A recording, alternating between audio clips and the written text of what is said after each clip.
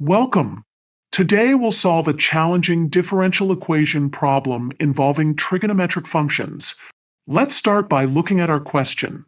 Given the function y equals tangent of m times inverse tangent of x, we need to prove that this differential equation holds true.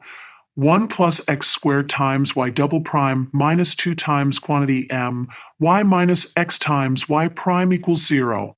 Let's solve this step by step. First, we'll find y prime by differentiating y with respect to x. Using the chain rule, we know that the derivative of tangent is secant squared, and the derivative of inverse tangent is 1 over 1 plus x squared. To simplify this expression, let's multiply both sides by 1 plus x squared. This gives us 1 plus x squared times y prime equals m times secant squared of m inverse tangent x. Now, we can use a fundamental trigonometric identity. Secant squared equals 1 plus tangent squared.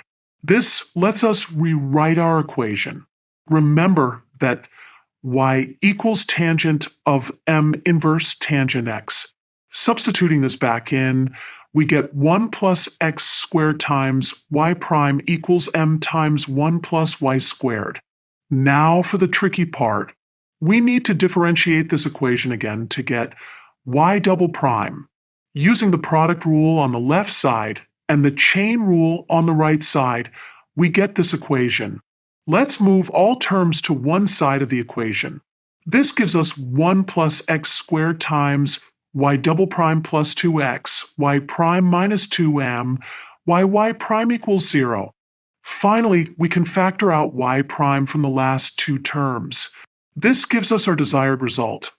1 plus x squared times y double prime minus 2 times quantity m, y minus x times y prime equals 0.